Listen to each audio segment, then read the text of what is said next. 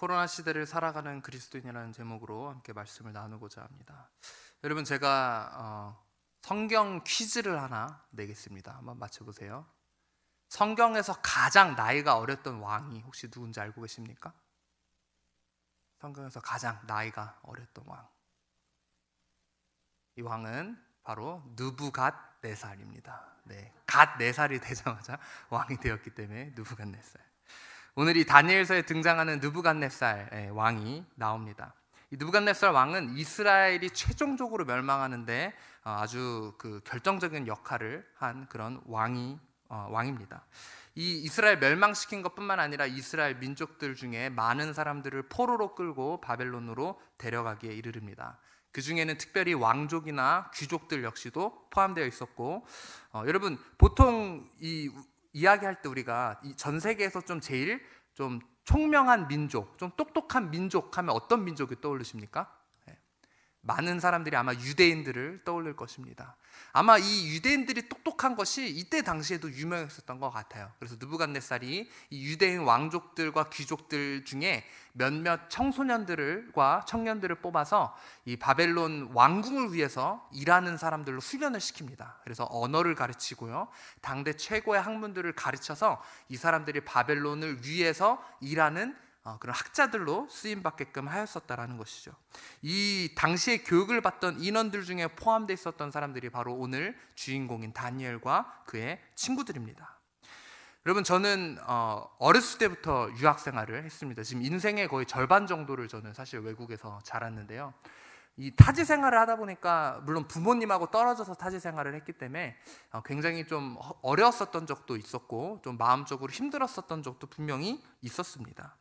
그런데 이 다니엘과 그 친구들이 이 청소년 나이대, 이 10대 후반, 20대 초반 정도 되는 이 나이대에 어떻게 보면 본인도 왕족이고 귀족임에도 불구하고 이 이방 나라 땅에서 이렇게 살아간다는 것이 얼마나 어려웠을까요? 여러분, 근데 때로는 우리의 이 신앙생활이 참 이방인처럼 느껴지지 않습니까? 더더군다나 지금 이 코로나 이후에 여러분, 정말 말도 못할 멸시와 그런 차별을 받으면서 살아가는 이 땅에서의 생활이 우리의 본향, 하나님의 나라와 하나님의 통치가 있는 나라가 아닌 마치 이방 땅에서 살아가는 그런 느낌을 우리가 받을 때가 있다라는 겁니다. 여러분, 하나님께서는 분명 이 코로나 시대에 우리가 살기 원하시는 특별한 삶의 모습이 있다고 저는 믿습니다. 그리고 이 다니엘과 그의 친구들이 이방인으로서 이 바벨론에서 어떻게 생활했는지, 또 어떻게 믿음으로 반응했는지의 모습을 통하여서 우리가 이 코로나 시대의 그리스도인으로서 어떻게 살아야 되는지를 함께 나누고자 합니다. 여러분, 코로나 시대를 살아가는 그리스도인으로서 첫 번째 우리는 거룩을 쫓아야 합니다. 이 느부갓네살이 데려와 키우는 이 총명한 젊은 포로들은 3년간 왕의 음식과 포도주를 마시며 당대의 최고의 교육과 학문을 받도록 했습니다. 여러분, 우리가 보통 어디 집에 초대받아서 갔는데 이런 온갖 음식들이 맛있는 음식들이 많이 차려져 있으면 우리가 그 음식을 뭐에 비유를 하죠? 꼭 임금님 수라상 같네요. 참 대단합니다. 이런 뭔가 극진한 대접을 받았을 때 수라상이라는 표현을 쓰잖아요. 그런 것처럼 여러분, 왕의 음식을 누구나 함부로 먹을 수 있습니까? 아무나 먹을 수 없는 음식이 바로 왕의 음식입니다. 그런데 이 느부갓네살 왕이 어떻게 보면 호의로 자기가 먹는 똑같은 음식과 이 포도주를 이 포로들에게, 물론 일반 포로들이 아니라 결국엔 바벨론을 위해서 일할 사람들이지만 어쨌든 이 사람들에게 그냥 보통 포로들한테는 좀 안 좋은 음식을 주잖아요. 하지만 그렇지 않다 하더라도 좀 괜찮은 음식을 줄 만도 한데 본인이 먹는 그런 음식을 제공할 정도로 이런 호의를 베풀었었다라는 것입니다. 여러분, 이 왕이 먹는 음식에는 온갖 산의 진미들이 가득했을 것입니다. 아마 일반 귀족이라 할지라도 먹어보지 못하는 그런 특수 부위들 혹은 이런 특별한 음식들, 이런 것들이 가득했을 거예요. 그런데 다니엘과 그의 친구들은요, 어떻게 반응했는지 한번 보세요. 다니엘서 1장 8절에 다니엘은 뜻을 정하여 왕의 음식과 그가 마시는 포도주로 자기를 더럽히지 아니하리라 하고 자기를 더럽히지 아니하도록 환관장에게 구하니. 지금 이 왕이 주는 음식과 포도주를 다니엘과 그 친구들은 어떻게 본 것입니까? 자기를 더럽히는 것으로 본 것입니다. 왜 그것을 그렇게 더럽히는 것이라고 판단을 했을까요? 여러분, 이 고대 왕들은 자기들을 단순히 왕으로 여기지 아니했습니다. 여러분, 이 성경에 자주 등장하는 애국, 이집트만 보더라도 이집트의 왕인 바로 또 파라오가 자신을 어떻게 여겼죠? 태양신의 아들로 여겼습니다. 자기도 한 명의 신으로 여겼다라는 거예요. 하물며 지금 이 바벨론 같은 경우에는 당시에 이 이집트보다 더 애국보다 강대국이었습니다. 그럼 이 바벨론의 왕인 느부갓네살 역시도 자신을 한 명의 신으로 여겼을 가능성이 많다라는 겁니다. 자, 그러면 이 신이 먹게 될 음식을 제공하는 데 있어서 사람들이 제사를 드렸을까요? 안 드렸을까요? 아마 이 왕이 먹기 전에 이 음식을 놓고 제사 행위를 했었을 가능성이 컸을 것입니다. 만약에 이런 제사 행위가 없었다 하더라도 단순히 생각해 보면 지금 이스라엘이 아니라 이방 나라 바벨론이 먹는, 특히 이 왕이 먹는 음식 중에는 분명히 유대인들이 먹지 말아야 할 부정한 음식들이 있었을 것입니다. 그랬기 때문에 뭐 정확한 원인은 모르나 이런 여러 가지 이유들로 인해서 다니엘이 보기에는 왕의 음식이 자기를 더럽힐 만한 음식으로 보았다라는 것입니다. 자, 지금 다니엘이 어떤 신분입니까? 지금 멸망한 국가에서 포로로 잡혀온 한 사람이에요. 그런데 이 다니엘이 뭐라고 이야기를 하고 있냐면 나는 이 음식을 먹지 않겠다라고 이야기하고 있는 거예요. 하지만 이 하나님께서는 다니엘에게 은혜를 베풀어 주셨고 또 이 다니엘과 함께 있는 이 포로들을 맡은 이 환관장에게도 은혜를 베풀어 주셔서 이 환관장하고 다니엘하고 관계가 좋았던 것 같아요.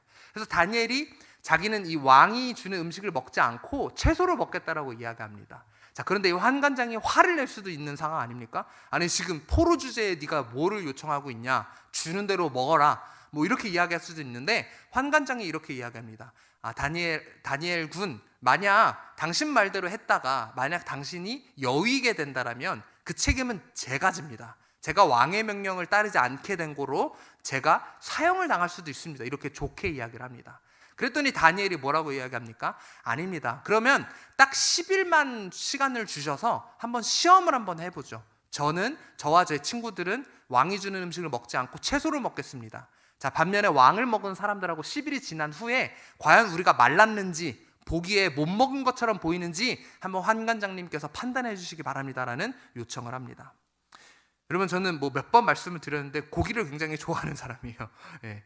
근데 제가 20대 때는 이 다니엘 금식이라는 게 실제로 있거든요. 어떤 금식이냐면 아예 그냥 밥을 안 먹는 게 아니라 지금 이 본문에서의 다니엘처럼 어떤 고기나 이런 것들을 먹지 않고 육류를 먹지 않고 야채와 콩, 두부 뭐 이런 종류로만 먹는 그런 금식이 따로 있어요. 다니엘 금식이라고. 그래서 제가 이 20대 때는 이 다니엘 금식을 매년 1월 1일부터 21일 동안 21일까지 다니엘이 했었던 것처럼 그렇게 금식을 제가 했었거든요.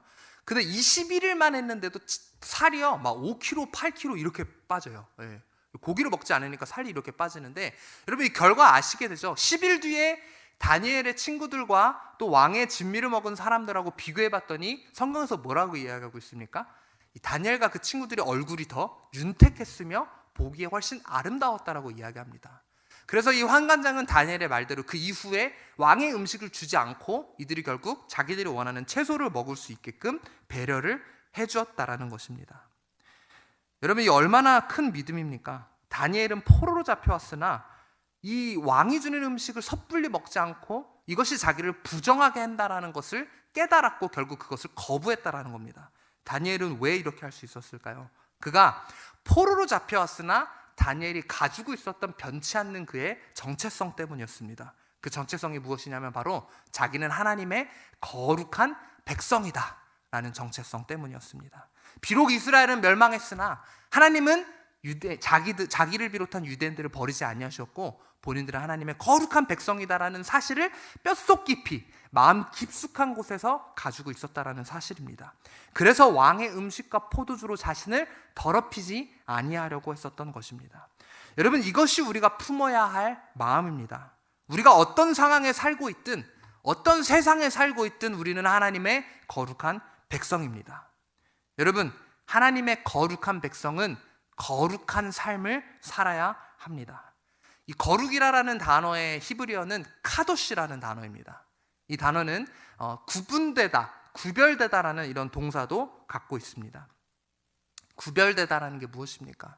어떤 특정한 무리로부터 구별되는 것, 특정한 사람들로부터, 특정한 행위와 그 모든 것들로부터 구분되는 것, 별개의 것으로 아예 나뉘어지는 것을 이야기하고 있습니다. 여러분, 이것이 거룩이라는 거예요. 우리로 하여금 거룩하지 못하게 하는 모든 것으로부터, 세상 것으로부터 철저히 구별되는 것. 여러분, 다니엘과 그 친구들은 이방 사람들과 또 다른 포로들과 구별되기를 원했다라는 사실입니다. 여러분은 어떠십니까? 나도 거룩하니 너희도 거룩하라 라는 그 하나님의 말씀 따라서 거룩의 최고봉을 쫓고 계십니까? 거룩한 삶을 추구하고 계십니까? 우리가 이 세상에서 거룩을 추구할 때 때로는 손해를 받아야 할 일들이 있습니다. 거룩을 쫓는다는 것은 무엇입니까? 정직하게 행해야 되죠. 때로는 어떻습니까? 목숨의 위협이 될 만한 일들이 있고 생계의 위협이 될 만한 일들이 있다는 것입니다. 하지만 그럼에도 불구하고 타협하지 않고 더럽히지 않기 위해, 세상으로부터 구별되기 위해 거룩을 쫓는 여러분들이 되시기를 주님의 이름으로 축원합니다. 이 세상은 우리를 유혹해요. 괜찮아, 저 장로님도 저렇게 하잖아, 저 집사님도 저렇게 하잖아, 심지어 저 목사님도 저렇게 하잖아 라면서 우리를 유혹합니다. 그런데 여러분, 이런 유혹에 넘어가지 마십시오. 다니엘과 그의 친구들처럼 우리는 하나님의 거룩한 백성, 구별된 백성입니다. 그 뜻대로 여러분 계속해서 타협하지 않고 구별된 거룩을 쫓는 여러분들이 되셨으면 좋겠습니다. 그래야 할 때에 하나님은 분명히 세상 사람들과 우리가 차이가 나게 하실 것입니다. 왕의 진미를 먹었으나 왕의 진미를 먹지 아니한 다니엘과 그의 친구들의 얼굴이 더 빛났었던 것처럼 우리가 세상과 같기를 거부하며 나아갈 때 그것이 손해보는 것처럼 느껴진다 할지라도 하나님이 우리를 높이실 것이고 하나님이 우리를 더욱더 세상보다 빛나게 하실 것입니다. 두 번째는 이 코로나 시대를 살아가면서 우리 그리스도인들은 믿음으로 먼저 반응해야 합니다. 여러분, 이 느부갓네살 왕이 하루는 꿈을 꾸었는데 도저히 그 꿈이 무슨 뜻인지는 모르겠고 마음이 너무 싱숭생숭한 거예요. 이것이 너무 생생한 꿈이어서. 그래서 온 나라에 있는 지혜자들과 주술사들, 점쟁이들을 다 불러 모았습니다.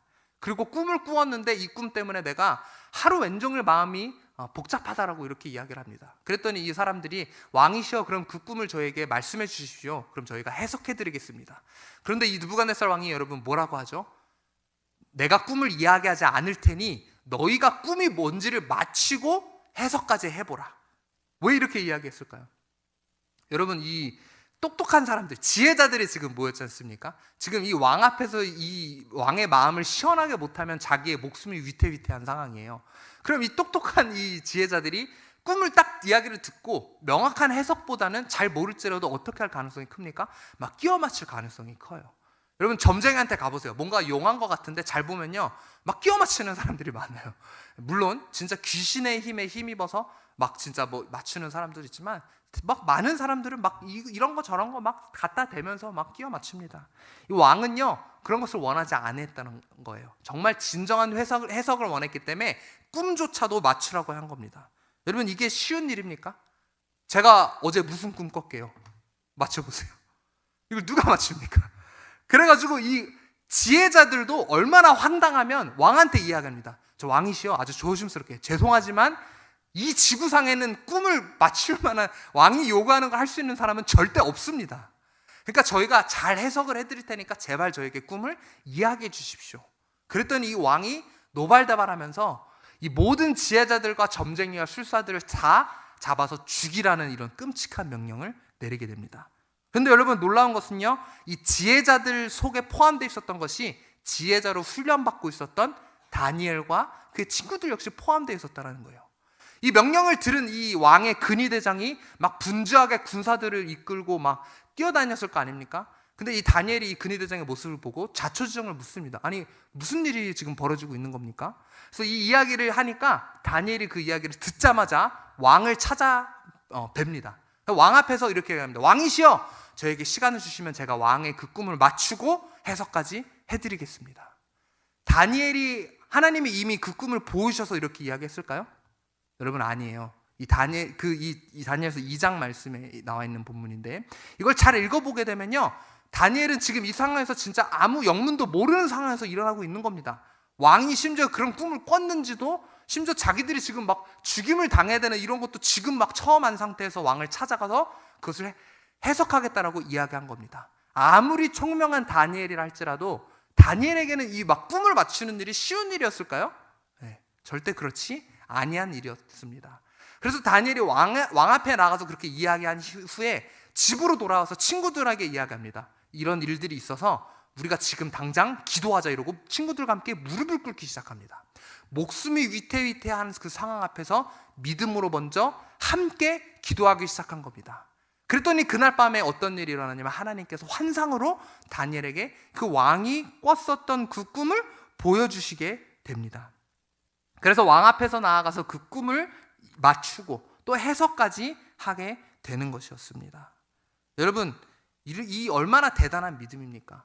먼저 막 아는 상황이 아니었는데 담대하게 왕 앞에서 나아가서 이 불가능한 일을 하겠다라고 다니엘은 믿음으로 선포했었던 것이죠. 어떻게 이렇게 할 수 있었습니까? 다니엘의 마음 가운데는 하나님을 향한 신뢰가 있었습니다. 하나님이 비록 우리 나라는 멸망했으나 우리가 이 바벨론 땅에 이렇게 잡혀와서 하나님이 하시고자 하시는 분명히 계획이 있을 거라는 그런 신뢰가 있었던 겁니다. 우리를 절대 이대로 죽게 하지 아니하실 거라는 그 신실한 하나님을 향한 믿음이 있었기 때문에 먼저 믿음으로 이렇게 반응할 수 있었던 것이죠. 여러분, 우리 같았으면 이랬을 수도 있어요. 아니, 여기까지 와서 열심히 했는데 하나님의 뜻이 있는 줄 알았는데 이거 죽게 생겼네. 이게 웬 날벼락인가? 아니, 왕의 음식도 안 먹고 뼈 빠지게 채소만 먹었더니 이게 웬 날벼락이야? 죽게 생겼네. 우리말로 하면 뭡니까? 아니, 예배도 드리고 헌금도 드리고 하고 교회에서 봉사도 열심히 했는데 아니, 이게 웬 날벼락이야? 나한테 이게 일어난 일이 이게 지금 무슨 일이야? 하나님, 이게 지금 무슨 일입니까? 이러고 하나님한테 오히려 불평하고 원망할지도 모릅니다. 왜? 다니엘과 같은 믿음의 담대함이 없기 때문입니다. 여러분, 예수님을 놀라게 했었던 백부장을 기억하십니까? 그의 종이 아파서 병상에 있을 때 예수님을 찾아와서 이야기합니다. 저희 종을 위해서 기도를 해주십시오. 그러자 예수님이 그래, 가서 내가 너의 종을 위해서 해주겠다. 그랬더니 백부장이 이렇게 이야기하지 않습니까? 아닙니다, 주님. 지금 주님의 말씀만으로도 저의 종이 날 줄을 믿습니다. 저도 제 밑에 부리는 부하들이 있는데 제가 말만 하면 그 부하들이 그 명령을 따르듯이 예수님, 말씀만 하십시오. 이런 믿음을 선포했을 때 예수님이 뭐라고 이야기하십니까? 이스라엘에서 이만한 믿음을 가진 자를 본 적이 없다고 이야기하면서 이 담대한 믿음으로 먼저 반응하는 이 백부장의 믿음에 놀라하십니다. 그러면서 너의 믿음대로 지금 너의 종이 이 자리에서 나음을 입을 것이다 라고 이야기하고 정말 치유받는 일이 일어나게 됩니다. 여러분, 요단강을 건넜던 여호수아와 제사장들을 기억하십니까? 홍해 사건에는 먼저 홍해가 갈라졌고 이스라엘 백성들이 홍해를 건넜는데 요단강 사건 때는요, 이 여호수아와 이 제사장들이 홍해 사건을 기억하고는 하나님이 저 범람하는 요단강조차 가르게 하실 수 있다라는 상황의 생각으로 범람하는 그냥 그 강 속에 발을 먼저 내딛어 버려요, 믿음으로. 그랬더니 하나님이 그들의 믿음을 보시고 그 요단강을 갈라주십니다. 여러분, 이런 것처럼 때로는 우리가 먼저 믿음으로 반응해야 할 때가 있습니다. 여러분, 믿음으로 반응하지 아니하시겠습니까? 이번 주에 저희 기도원에 은혜 받으러 오셨던 한 성도님이 계세요. 근데 이분이 그런 여러 좀 안 좋은 상황 가운데 있는데 하나님께서 그 일을 해결해 주실 것을 믿고 먼저 믿음으로 감사헌금을 내셨다라는 그 이야기를 제가 들었어요. 여러분, 저는 이분의 이 믿음을 하나님께서 보시고 그 일을 분명히 해결해 주실 거라고 믿습니다. 여러분, 이런 믿음으로 먼저 반응하는 담대함이 우리 가운데 있어야 합니다. 여러분의 삶 가운데서도 분명히 믿음으로 먼저 반응해야 하는 일들이 있을 것입니다. 다니엘이 만약 왕 앞에 나아가지 않고 그냥 어물쩡거리고 있었다가는 죽임을 당했을 거예요. 그런데 믿음으로 즉각 먼저 반응했기 때문에 하나님이 그의 믿음을 보시고 꿈을 보여주시고 해석을 보여주셨다는 거예요. 여러분, 이 코로나 시대에 우리는 가만히 앉아있을 때가 아닙니다. 믿음으로 먼저 반응해야 할 때입니다. 오늘 하나님 앞에서 여러분이 먼저 믿음으로 반응하셨으면 좋겠습니다. 코로나 시대를 살아가는 그리스도인의 세 번째, 우리는 굴복하지 말아야 합니다. 여러분, 이 꿈 해석 사건 이후에 다니엘은 왕궁에서 온 바벨론을 다스리는 직위에 올랐고 그의 세 친구들은 지방을 다스리는 직책을 맡았습니다.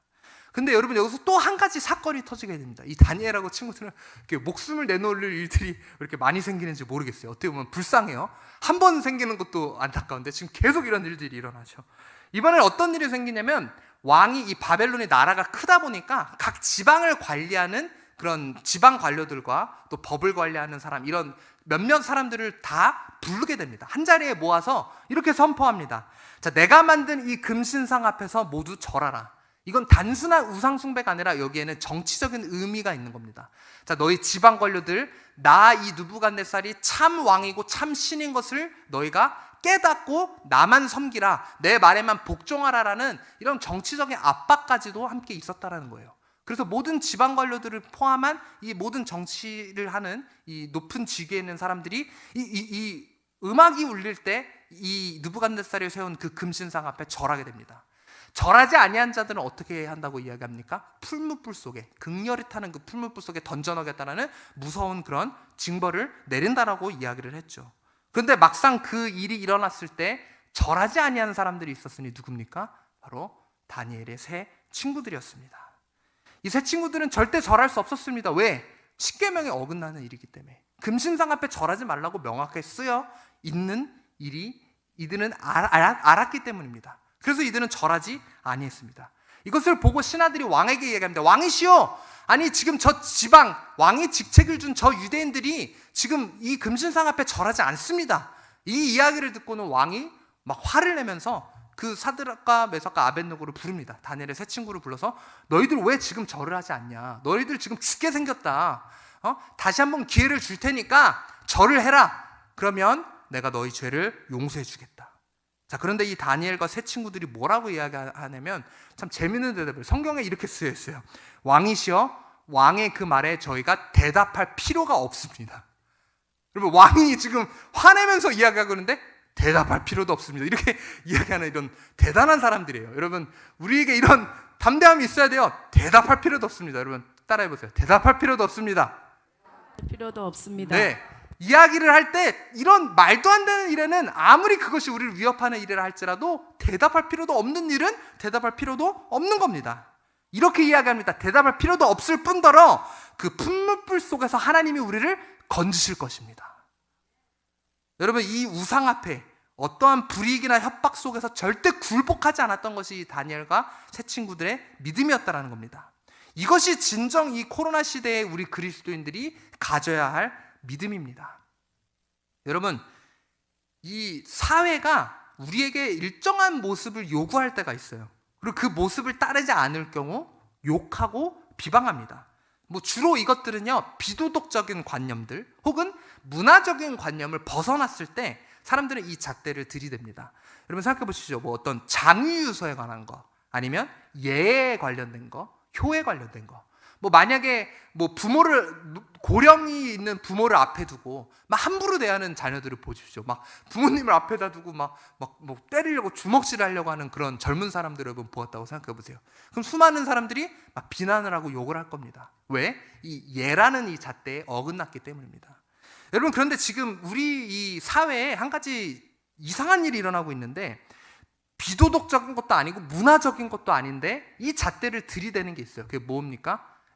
저희 그리스도인들에게, 이 교회에게 이 잣대를 들이댑니다. 이게 무슨 말이냐면, 지금 사회에서 뭐라고 이야기합니까? 교회는 예배드리지 말아야 한다. 그리스도인들은 전도도 하지 말아라. 교회라는 얘기 입 밖에도 꺼내지 말라. 예배 가는 사람은 이 시기에 예배 가는 사람은 몰상식한 사람이고 사회에 해를 끼치는 사람이다. 지금 이런 온 가지 잣대들을 우리 그리스도인들에게 들이대면서 비방하고 있지 않습니까? 여러분, 그런데 이런 잣대들 속에, 이런 비방을 받으면서 이 비방 속에 굴복하시겠습니까? 여러분, 이 느부갓네살이 이 다니엘의 세 친구들에게 이야기했었던 것은요, 하나님을 섬기지 말라고 안 했어요. 하나님, 그래 너의 하나님 섬겨야 된다고? 하나님을 섬겨라. 그런데 지금은 이 금신상 앞에서 절해라. 금신상 앞에서 절하고 때로는 나의 이 권위와 나의 명령 앞에 굴복하면서 너희 하나님도 섬겨라 라면서 느부갓네살 왕이 정의하고 있는 신앙이라는 거예요. 자, 신앙은 이런 것이다. 이렇게 너희 하나님을 섬겨라. 내 명령 안에서 하나님을 섬겨라. 그럼 되지 않냐? 왜 그렇게까지 해야 되냐? 여러분, 왜 신앙을 왕이 정의합니까? 왜 신앙을 대통령이 정의합니까? 왜 신앙을 시장이 정의합니까? 왜 사람들이 우리의 신앙을 정의합니까? 우리의 신앙을 사람들이 정의할 수 있습니까? 우리의 신앙은 누가 정의하십니까? 하나님 한 분뿐입니다. 신앙을 정의하는 것은 하나님 한 분입니다. 하나님이 하라고 하는 대로 우리는 따르고 하나님이 말씀하신 대로 우리는 그 신앙을 갖는 것입니다. 절대 사람들은, 대통령은, 정부는 우리의 신앙을 정할 수 없습니다. 왜 정부가 우리를 이렇게 해라 저렇게 해라 합니까? 여러분, 이 느부갓네살이 정하는 그 신앙 안에 다니엘의 이 친구들은 들어가기를 원하지 아니했다라는 겁니다. 왕이시여 아무리 왕이라 할지라도 우리의 신앙을 정할 수 없습니다. 그리고 우리가 왕의 명령에 따르지 아니함으리라 해서 풀무불 속에 들어간다 할지라도 하나님께서 우리를 구하실 것입니다라는 하나님을 향한 신뢰가 있었던 거예요. 자, 그리고 이런 굴복하지 않는 이 다니엘의 친구들을 보면서 사람들은 이렇게 이야기합니다. 자, 3장 12절 같이 한번 읽어보겠습니다. 시작. 이제 몇 유다 사람 사드락과 메삭과 아벳느고는 왕이 세워 바벨론 지방을 다스리게 하신 자이거늘 왕이여 이 사람들이 왕을 높이지 아니하며 왕의 신들을 섬기지 아니하며 왕이 세우신 금신상에게 절하지 아니하나이다. 이제 몇 유다 사람, 이 사람들이 근심상에게 절하지 아니하나이다. 이 하나님을 향한 타협하지 않는, 굴복하지 않는 신앙을 가진 몇 유다 사람이 근신상 앞에 절하지 아니했다라는 거예요. 여러분, 저는 이 구절이 이렇게 읽혀졌으면 좋겠어요. 세상 사람들이 말하기를 이제 몇 그리스도인들이 정부의 규제 앞에 굴복하지 아니한지라. 이제 몇 동산교회 교인들이 시장의 명령에 굴하지 아니하니이다. 여러분, 이런 말로 이것이 바뀌게 되었으면 좋겠습니다. 이 몇 유다 사람이 굴복하지 아니하였었던 것처럼 소수의 그리스도인, 소수의 우리 동산교회 성도들이 절대 이 세상 앞에 굴복하지 않는 그런 믿음을 이 코로나 시대에 가졌으면 좋겠습니다. 그리고 다니엘과 그 친구들이 가졌었던 믿음은 무엇입니까? 설령 풀무불 속에서 하나님이 그들을 건지시지 아니한다 할지라도, 그렇게 하지 아니하실지라도 왕이여 우리가 왕의 신들을 섬기지도 아니하고 왕이 세우신 금심상 앞에 절하지도 아니할 줄을 아옵소서. 왕의 말대로 너희 지금 내 말을 듣지 않으면 너는 죽는다. 왕의 말대로 그렇게 된다 할지라도 절대 금심상 앞에 절하지 아니하겠다고 선포하고 있는 거예요. 이 왕 앞에서 얼마나 담대한 고백입니까? 그리 아니하실지라도, 그렇게 하지 아니하실지라도 우리는 굴복하지 아니하겠습니다. 여러분, 이것이 무슨 말입니까? 내가 원하는 대로 되지 아니할지라도 하나님이 우리를 보호하십니다. 그런데 하나님이 우리를 보호하지 아니하실지라도 우리는 굴복하지 아니하겠다는 이 믿음의 선포인 것입니다. 내가 코로나에 걸릴지라도, 내가 또다시 자가격리하게 될지라도, 내가 가족들에게 핍박을 받을지라도, 내가 직장에서 잘릴지라도 절대 굴복하지 아니하겠습니다. 이런 굳건한 믿음을 가지시는 여러분들이 되시기를 주님의 이름으로 축원합니다. 아멘. 그리 아니하실지라도 이런 굳건한 믿음으로 하나님 앞에 나아가며 그 어떠한 핍박과 그 어떠한 세상의 잣대와 요구가 우리 가운데 있더라도 여러분 절대 굴복하지 마십시오. 그것이 코로나 시대에 우리 성도가 가져야 할 믿음입니다. 자, 마지막 네 번째입니다. 코로나 시대를 살아가는 그리스도인은 어때야 합니까? 우리는 변함없이 예배해야 합니다. 여러분, 세월이 흘러서 이 왕이 바뀌었습니다. 그런데 이 왕이 바뀐 상태에서도 다니엘은요, 그 왕의 총애를 받았고 왕의 다음 직위에 있는 그 위치에, 그런 직위까지 올라갑니다. 그런데 이 이방 사람인 이 유대인이 왕의 다음 위치인 두 번째 권력자의 위치에 있는 것이 이 다른 신하들이 보기에 탐탁지 아니했어요. 그래서 질투하기 시작했습니다. 그래서 이 다니엘의 책 잡을 것을 온갖 찾기 시작하는데 도무지 찾을 수가 없을 정도로 다니엘은 바른 생활을 하는 사람이었습니다. 그래서 그를 책잡기 위해서 함정을 파기로 합니다. 그 함정이 무엇입니까? 이 신하들이 왕을 찾아가서 이렇게 이야기합니다.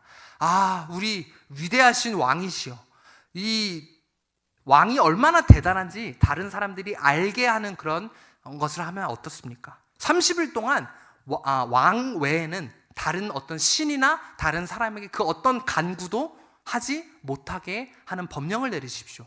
그리고 이 법령을 따르지 아니하는 사람들은 사자굴 속에 던져서 죽임을 당하는 그런 일을 하십시오. 그래야 많은 사람들이 왕만이 가장 강한 왕이며 왕만이 가장 큰 신임을 알게 될 것입니다 라는 이런 말들을 하면서 왕을 부추깁니다. 그랬더니 왕이 듣자 하니 그런 것 같다, 내가 얼마나 대단한 왕인지 사람들이 아는 이것이 좀 필요한 것 같다는 그 뜻에서 이 사람들이 만든 이 명령문, 이 조서에 도장을 찍게 됩니다. 자, 간구한다는 건 무엇입니까? 다른 신이나 다른 사람에게 어떤 것을 구한다는 건 무엇입니까? 기도입니다. 다른 왕이 아니라 다른 신에게 기도를 할 경우에 지금 죽임을 당하는 이런 일들이 일어나는 거예요. 자, 그런데 다니엘이 이 일에서 어떻게 반응합니까? 다니엘서 6장 10절 말씀 여러분들이 한번 읽어보십시오. 시작. 다니엘이 이 조서에 왕의 도장이 찍힌 것을 알고도 자기 집에 들어가서 윗방에 올라가 예루살렘으로 향한 창문을 열고 전에 하던 대로 하루 3번씩 무릎을 꿇고 기도하며 그의 하나님께 감사하였더라. 여러분, 지금 다니엘이 하루 3번씩 무릎을 꿇고 기도했다라고 하는데 이게 우리가 지금 하루에 3번 하는 식기도가 아니에요. 하나님 잘 먹겠습니다, 예수님의 이름으로 기도했습니다, 이런 몇 초 하는 기도가 아닙니다. 다니엘이 하루 3번씩 무릎을 꿇고 하나님 앞에 나아갔었던 기도는요, 개인의 예배의 시간이었어요. 하나님 앞에 나아가서 하나님과의 그 깊은 교제 가운데 들어가는 다니엘과 하나님과의 만남의 시간이었다는 겁니다. 이 시간은 바뀔 수도 없었고 절대 타협할 수 없었던 그런 시간이었습니다. 다니엘은 이 조서에 왕의 도장이 찍힌 것을 알고도 다니엘이 뭐라고 이야기합니까? 창문을 열고 전에 하던 대로 기도하고 예배했다라고 이야기합니다. 여러분, 창문은 닫을 수 있는 거 아닙니까? 다른 사람들이 못 보게. 그런데 다니엘은 개의치 아니했다는 거예요. 니들이 보든 말든 나는 창문을 열고 예루살렘을 향하겠다. 저 성전이 있었던, 하나님이 있었던, 늘 내가 예배했었던 대로 예배하겠다. 여러분, 그리고 꼭 하루에 저렇게 원래 기도하던 대로 기도해야 됩니까? 다니엘은요, 숨어서 기도할 수 있었고, 집이 아니라 다른 데서. 또 심지어 아무도 안 보는 새벽에 혼자 기도할 수도 있었습니다. 그런데 다니엘은요, 개의치 아니하고 늘 하던 대로, 어쩌면 더 간절하게, 이런 명령이 떨어졌고 자기를 이렇게 올가매려는 신하들이 있다는 것을 알고 아마 늘 하던 대로 했지만 더 간절하게, 더 열렬하게 하나님 앞에 나아가고 기도했을 겁니다. 설령 자기가 죽게 될 것을 알지라도 절대 굴복하지 않고 늘 하던 대로 더 열렬히 하나님 앞에 나갔었던 다니엘의 모습, 여러분, 이것이 코로나 시대에 우리가 가져야 할 믿음과 자세입니다. 여러분, 늘 하던 대로 하나님을 담대히 찾고 계십니까? 아니면 위정자들을 앞에, 또 질병과 여러 가지 상황 앞에 무릎 꿇고 숨어만 계십니까? 하나님의 은혜와 보호하심이 있는데 여러분, 무엇이 그리도 두려우십니까? 여러분, 이 이후에 어떤 일들이 일어난지 아시죠? 다니엘이 결국 사자굴 속에 들어가서 죽게 되었습니까? 다니엘서가 그렇게 끝납니까? 아닙니다. 그 맹수 사자들이 다니엘을 절대 해치지 못합니다. 여러분, 이런 일들이 우리에게 일어난다는 겁니다. 여러분, 하나님의 보호하심이 있음을 기억하십시오. 그리고 늘 하던 대로 더 간절히 이 시기에 하나님 앞에 우리는 나아와야 된다는 것입니다. 여러분, 초대교회 시대 때 네로 황제는 그리스도인들을 핍박했습니다. 그들을 콜로세움에 세워서 사자밥이 되게 만들었고 서로 싸우게 만들어서 죽게 만들었습니다. 그런데 이 그리스도인들이 그런 핍박들 속에서 네로 황제가 이야기했죠. 그리스도인들은 모이지 말아라, 예배하지 말아라. 로마 정부에서 공식적으로 예배도 못 드리게 만들고 그리스도인들이 핍박받게 만들었는데 예배를 드리면 그냥 잡혀가는 겁니다. 심지어 사형에 당하는 겁니다. 그런데 그럴 때의 초대교인들은 어떻게 했습니까? 우리 잠시 로마 정부가 이것을 허락할 때까지 예배를 드리지 맙시다, 이렇게 했습니까? 초대교인들은 그 명령에, 로마 정부에 절대 굴하지 않았고 더 믿음으로 모이고 예배했으며 하나님을 찾았다라는 사실입니다. 목숨이 위태할지라도 그들은 심지어 카타콤이라는 데를 모여서 공동체 생활하면서 변함없이 하나님을 예배했었던 것이 초대교회의 신앙입니다. 여러분, 그때 기독교가 결국 죽었습니까? 놀랍게도 목숨을 내놓고 믿어야 하는 상황 앞에 기독교는 더 번창했습니다. 결국 그 핍박을 했었던 로마의 국교가 기독교가 되는 일이 일어나지 않았습니까? 여러분, 지금 이런 핍박이 우리 가운데 있는데 여러분은 어떻게 반응하고 있습니까? 로마 시대 때 이 초대교회 사람들이 받았었던 핍박과는 비교도 되지 않는 요만한 핍박을 받으면서 온갖 두려움에 떨고 계시지 아니하십니까? 하나님은요, 우리에게 두려워하는 영을 주시지 아니하셨습니다. 자녀의 영을 주셨습니다. 여러분, 담대하십시오. 두려운 마음은 결코 하나님으로부터 오는 마음이 아닙니다. 우리 지지난주 금요일 어웨이크닝 워십을 제가 인도하면서 하나님이 저에게 에스겔서 37장의 말씀을 주셨어요. 그 말씀이 무엇입니까? 마른 뼈가 살아나는 환상. 그 본문을 하나님 저에게 주시면서 이렇게 질문하셨습니다. 환영아, 마른 뼈와 같이 도저히 살 수가 없는 것처럼 느껴지는 너희 동산교회가 다시 살아나겠느냐? 처음에 저는 하나님 안 될 것 같은데요. 상황을 바라보면 온갖 인터넷에 동산교회 욕이 만무하고, 심지어 지금 지난주에도 저희 한 교회 성도님한테 어떤 분이 그랬대요. 교회 안 가면 안 되냐고. 꼭 교회 가야 되냐고. 아직까지도 이런 얘기를 듣고 핍박을 받고 있는 이 상황 가운데 당시 한참 이 코로나 사태가 터졌을 때 도저히 이게 회복이 안 될 것 같은 거예요. 하나님, 이게 어떻게 회복이 됩니까? 저희 교회 사람들이 오겠습니까? 홈페이지에 접촉자는 5,000명이 아니라 5,000%가 막 폭주하고, 막 기자들 여기 카메라 들고 막 찾아오고 난리가 나는 그 상황 속에서 인터넷에서 온갖 욕설들이 교회를 향한, 또 멸시와 저희 동산교회를 향한 이런 온갖 각종 루머들이 막 퍼져나가는 이 상황 속에서 이것이 회복이 안 될 것 같더라고요. 근데 하나님이 말씀하셨어요. 마른 뼈가 솟게 되는 것처럼, 생기가 들어가자 그것이 살이 붙고 살아났었던 것처럼 너희 동산교회가 살아나리라.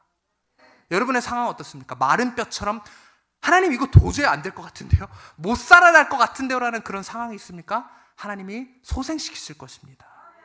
여러분, 이런 마음이, 이런 상황이 어떨 때 일어난다고요? 우리가 변함없이 하나님을 예배할 때 이런 일들이 일어난다는 겁니다.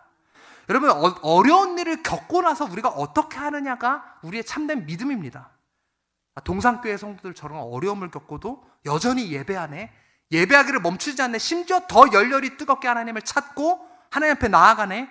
여러분, 안 믿는 사람들한테 우리가 미쳤다라는 소리를 들을지언정 이렇게 믿음으로 반응해야 되는 거 아닙니까? 초신자처럼 그냥 숨어가지고 언제까지 계실 겁니까? 아니, 우리 교회에서 코로나가 생겼습니까? 여기서 퍼져나간 겁니까? 어떻게 보면 코로나 속에서 하나님이 우리를 보호해 주신 거 아닙니까? 가정에서 코로나가 걸린 한 가정과 또 다른 데서 걸린 그 두 가정이 있었음에도 불구하고 그 누구도 코로나에 걸리지 아니했었다는 놀라운 간증거리 아닙니까? 주변 사람들에게 오히려 얘기할 수 있는 거 아닙니까? 마스크 쓰고 거리 두고 예배했더니 진짜 안 걸렸다, 우리 아무도 안 걸렸다. 그런데 도대체 뭐가 문제냐? 주변 사람들한테 오히려 이렇게 이야기할 수 있는 하나님의 보호하심이 있었던 간증거리입니다. 여러분, 지금 온라인 예배를 또 드리고 계신 분들이 계십니다. 죄송하지만 제가 온라인 예배를 드리고 계신 분들에게도 좀 권면하고 싶은 게 무엇이냐면, 여러분, 늘 하던 대로, 다니엘이 창문을 열고 전에 하던 대로 예배했었던 것처럼 지금 온라인 예배를 드리시는 분들도 늘 하던 대로 하나님 앞에 나오셔야 됩니다. 하나님이 보호해 주실 것입니다. 코로나가 처음에 터졌을 때부터 저희가 늘 이야기하는 게 무엇입니까? 성전에 나와서 예배하고 기도해야 된다는 이야기를 늘 하지 않았습니까? 심지어 저는 예배 시리즈를 몇 주 동안 하면서 하나님이 원하시는 예배는 집에서 숨어서 드리는 예배가 아니라 하나님의 성전에 나오면서, 때로는 위험을 감수할지라도, 때로는 그것이 우리에게 불이익이 있을지라도 하나님을 신뢰함으로 나와서 예배하는 것, 그것이 참 예배고 참 신앙이고 그것이 참 주일 성수임을 제가 누누이 몇 주간에 걸쳐서 이야기했습니다. 당시에도 저희는 진작에 온라인 예배를 드릴 수 있었음에도 불구하고 온라인 예배를 하지 아니했었다는 사실을 기억하셨으면 좋겠습니다. 우리가 드리고 싶은 대로 드리는 예배가 아니라 하나님이 원하시는 예배를 우리가 올려드려야 됩니다. 산당에서 드려지는 예배, 성전에서 드려지는 예배 기억하십니까? 이스라엘 사람들은 성전까지 나아가야 되는데 산당 앞에, 집 앞에 있는 산당에 편하게 가서 예배 드렸어요. 하나님이 평생토록 이스라엘이 멸망할 때까지 원하셨던 것, 산당 제사가 없어지는 것을 그토록 원하셨습니다. 아무리 어떠한 불이익과 불편함이 있더라도 성전에 가서 하나님이 명하신 그 방법대로 예배하는 것을 하나님이 원하셨다는 사실을 기억하십시오. 여러분, 사람이 마주치기 불편하시면 9시 예배 나오세요. 9시 예배 3명밖에 없었어요. 오늘 예배 드리는데. 아니, 이 넓은 공간, 여기 앞에 의자 말고 앉는 자리까지 하면 300명 정도 앉을 수 있는데 300명 자리에 3명 앉아서 예배 드리는데 무슨 코로나가 걸립니까? 여러분, 그런데 뭐가 두려워서 여전히 교회에 못 나오고 계십니까? 그런 어려움이 있을지라도 나의 믿음의 고백, 하나님이 이런 상황 가운데서 지켜주실 거라는 그 신뢰함으로 늘 하던 대로, 다니엘이 늘 하던 대로 하나님 앞에 나아갔었던 것처럼 굴복하지 아니하고 우리도 늘 하나님 앞에 나아와야 된다는 겁니다. 여러분, 제가 이 말씀을 준비하면서 이런 생각이 제 가운데 들었어요. 하나님, 제가 이렇게 이야기했다가 혹시 상처받아서 시험에 들어서 교회를 떠나는 성도가 있으면 어떡하죠? 그런 걱정이 제 가운데도 들더라고요. 분명히 물론 상황이 안 돼서 온라인 예배 드리는 분도 계시고 정말 여건이 안 되면 어쩔 수 없이 온라인 예배를 드리셔야 되지만 온라인 예배만 이야기하는 것이 아닙니다. 지금 우리의 신앙의 자세가 코로나를 맞으면서 여러분, 이 코로나 시대에 담대해야 할 우리의 마음이 왜 위축되어 있습니까? 두려워서, 정부가 두려워서, 회사가 두려워서, 가족이 두려워서, 주변 사람이 두려워서 움츠려 있는 우리를 향해서 하나님이 오늘 이 말씀을 통하여서 우리가 깨어나길 원하십니다. 여러분들이 시험 들 수 있으나 하나님 저에게 이렇게 말씀하셨어요. 그래, 네 말이 맞다. 시험 들어서 떠날 수 있는 성도가 있을 수도 있다. 그러나 네가 이 말씀을 선포함으로 너희 동산교회 성도 중에는 우상 앞에 절하지 않고 절대 굴복하지 않는 믿음을 가진 성도가 나타나리라. 하나님 이렇게 말씀하셨습니다. 여러분, 지금 이 코로나 시기에 예배 드리지 말라, 교회 오지 말라라고 이야기하는 많은 교회들이 있습니다.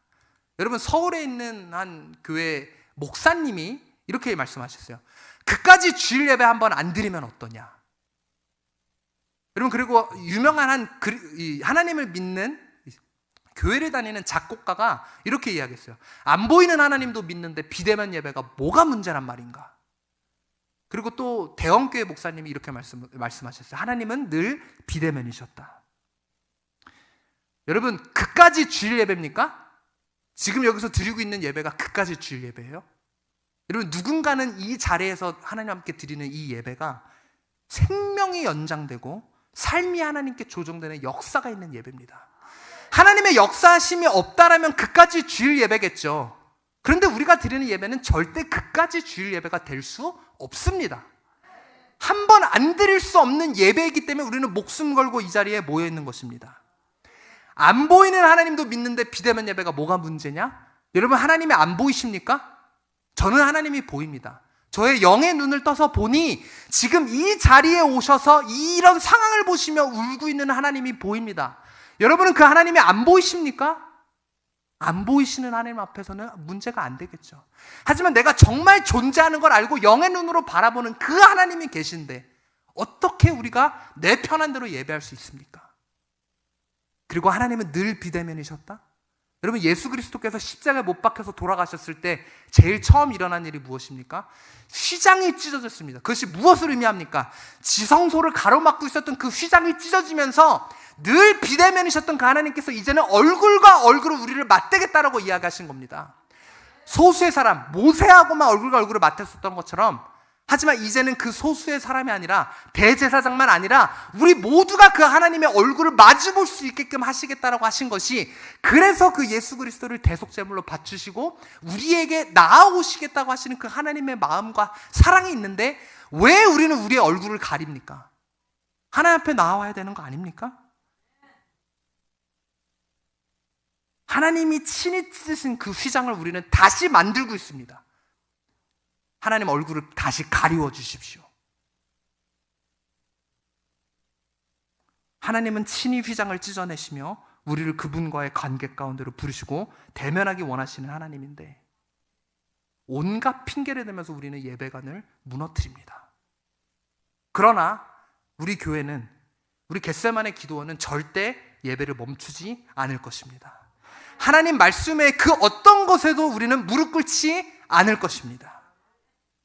여러분, 이 이스라엘이 왜 멸망했습니까? 지금 이 다니엘과 이 친구들이 왜 여기에 포로로 끌려왔습니까? 이스라엘이 멸망한 이유는 우상 숭배 때문에 멸망했습니다. 끝까지 그 산당에서의 예배도 멈추지 않고 우상 섬기는 그 방식대로 형식적으로 예배하고 우상을 섬겼던 이스라엘이기 때문에 결국 그 나라가 멸망했다는 거예요. 다니엘과 그 친구들은 왜 자기 나라가 멸망했는지 너무나도 잘 알고 있었습니다. 그래서 이들은 목숨을 걸고도 절대 우상 숭배를 하지 않기로 마음을 먹었었다는 겁니다. 여러분, 이 바벨론 느부갓네살 왕이 포로 잡아올 때 다니엘과 사드락과 메삭과 아벳느고 4명만 데리고 왔습니까? 당시에 온 다른 포로들도 있었어요. 그 포로들 중에서는 다른 유대인들도 있었습니다. 자, 그런데 이 다른 유대인들이 이런 일들이 일어날 때 침묵했다라는 거예요. 이 이방신에게 바쳐진 음식을 먹으라고 할 때 다른 유대인들은 똑같이 그 음식을 먹었습니다. 또 사람들이 죽을 위험에 처했을 때 똑같이 이 유대인들은 기도하지 않고 두려워하기만 했으며 이방신에게 엎드려 절하라고 이야기했을 때 엎드려 절했으며 하나님 앞에 예배하기를 멈추라 했을 때 하나님 앞에 예배하기를 멈췄었던 유대인들이 있었다라는 겁니다. 여러분은 지금 이 코로나 시대에 어떻게 반응하시겠습니까? 다니엘과 그의 친구들처럼 믿음으로 반응하시겠습니까? 아니면 다른 이름도 모르는 유대인들처럼 이런 정세와 상황 앞에 무릎 꿇으시겠습니까? 함께 왕의 음식을, 우상에게 바쳐진 음식을 먹지 아니할 사람 계십니까? 함께 목숨을 걸고 기도하면서 하나님의 뜻을 구하며 하나님 우리를 구원해 주십시오라고 부르짖을 사람은 어디에 있습니까? 이 시대의 온갖 핍박과 압박 속에도 굴복하지 않고 저와 함께 불구덩이에 들어갈 사람 계십니까? 여러분, 예배와 기도를 절대 포기하지 않고 사자굴 속에 들어가실 분 계십니까? 여러분, 우리가 불 속에 들어간다 할지라도 절대 그 불은 우리를 그을리지 못합니다. 우리가 사자굴 속에 들어간다 할지라도 절대 그 사자는 우리를 물지 못할 것입니다. 여러분, 코로나는 절대 우리를 막을 수 없습니다. 코로나에 분명히 존재하는 영적인 배후를 여러분 기억하십시오. 이 코로나가 발생하면서 영적으로 우리를 죽이려는 이런 사탄의 전략이 있다는 사실을 왜 아직도 모르십니까? 하나님 앞에 나아가지 못하게 만들고 예배하지 못하게 만들고 기도하지 못하게 만들려는 이 사단의 전략을 왜 모르십니까? 지금은 그 어느 때보다 더 기도하고 하나님 앞에 나가서 마지막 때를 준비해야 될 때입니다. 그런데 여러분, 지금 교회가 무엇을 하고 있습니까? 교회가 세상 앞에 무릎 꿇고 있습니다. 교회끼리 서로 싸우고 있습니다. 네가 잘했네, 내가 잘했네, 이게 맞네, 저게 맞네 하면서 서로 치고받고 싸우고 있습니다. 이런 영적인 공격과 해방 앞에서 철저히 무너지고 있는 이 한국교회, 여러분은 어떻게 믿음으로 반응하시겠습니까?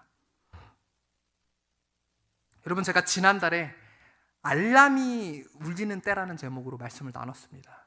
지금은 여러분, 우리가 아침에 일어날 때가 되면 알람이 울리잖아요. 그것처럼 지금 하나님의 때, 마지막 때가 다가와서 알람이 막 울리고 있는데 여전히 그 알람을 안 듣고 자고 있는 사람들이 있다는 겁니다. 여러분, 깨어나십시오.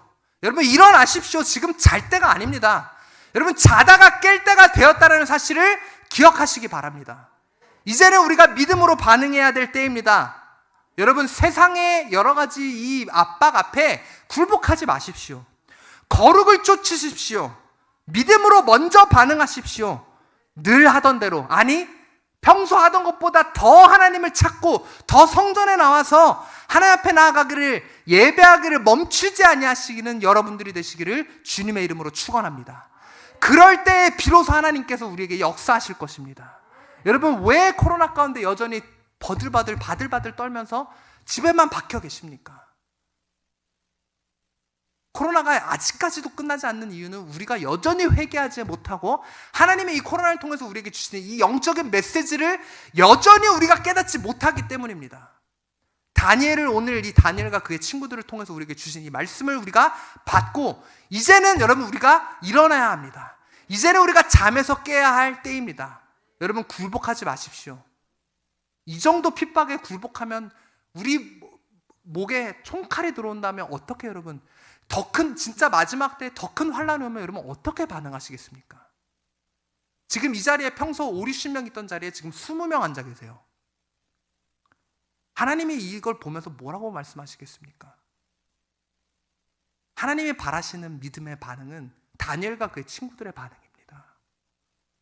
여러분, 이제는 모든 두려움을 내어버리고 다니엘과 그의 친구들처럼 하나님 앞에 담대한 믿음으로 반응하는 한 사람 한 사람 되시기를.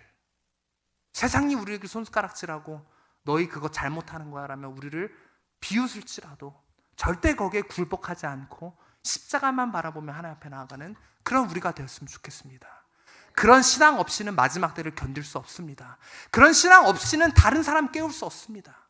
여러분, 가족 구원을 위해서 기도하십니까? 그런 신앙 없이 어떻게 다른 사람을 깨울 수 있겠습니까? 여러분, 그런 신앙 없이는 절대 우리는 마지막 때를 버틸 수 없습니다. 이 시간 우리 모두에게 다니엘이 가졌었던 그 믿음, 다니엘과 그 세 친구들이 가졌었던 그 믿음이 우리에게 임하는 그런 시간이 되었으면 좋겠습니다. 같이 함께 기도하시겠습니다.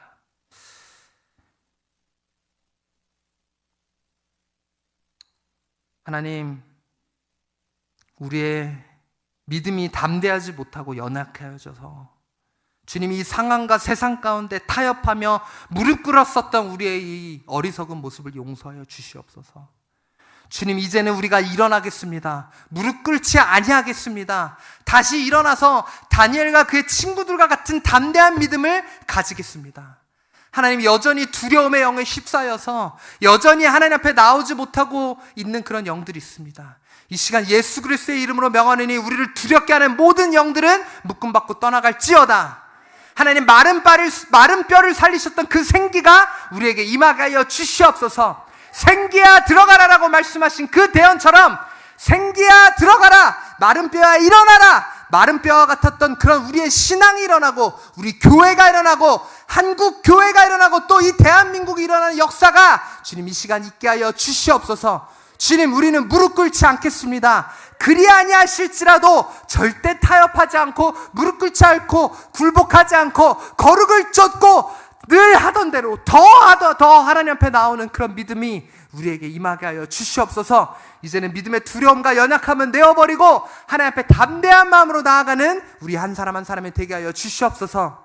주님, 감사합니다. 그런 굳건한 믿음으로 하나님 앞에 바로 서는 우리가 되기를 이 시간 선포합니다. 예수님의 이름으로 기도드렸습니다. 아멘.